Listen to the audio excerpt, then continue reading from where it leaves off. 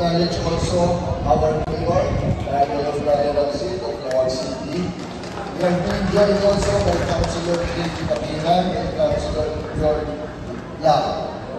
And of course, my board at Pino. Just a short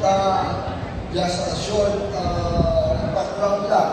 Ako, I was telling the Senator kanina, sa buong Ilocos Norte, hindi pa po natin energize what we call clusters. No? Ang buong Ilocos Norte on the barangay Sitio level is 100% energized. But within the sitio, meron pong nagtayo ng mga bahay na medyo malayo sa mga linya ng Ilocos Norte.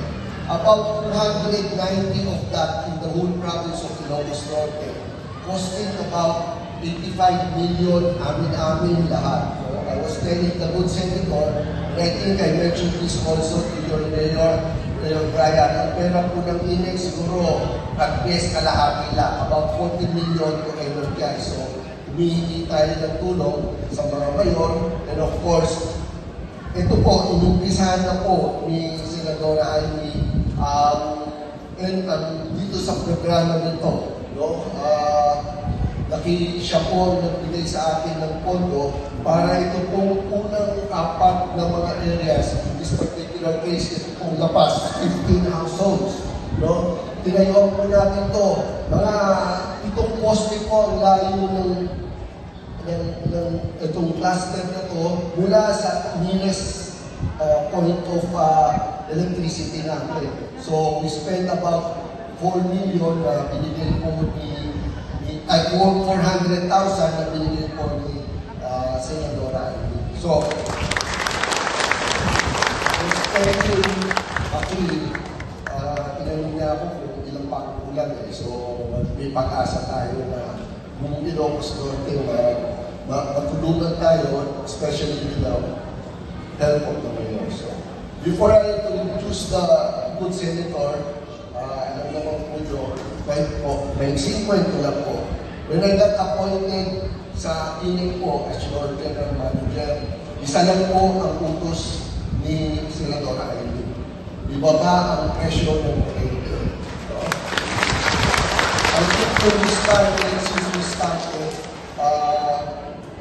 naibaba na po natin ang presyo ng kuryente by about 5 pesos per kilowatt hour. Right now, nakasigil po tayo, 990, if I'm not mistaken, for this month, reducing the minimum.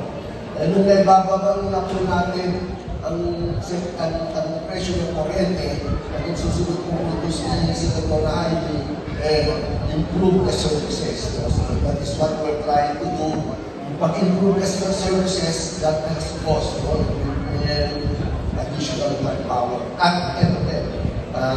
So yun po ang sinusubukan po natin gawin.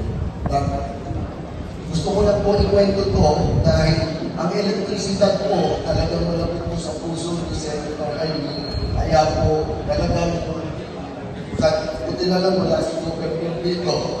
Hindi po ako takot kay Governor Mac, takot po ako yung sa nanay. Okay? So pag nagutos yung nanay, yun po ang sinusunod ko.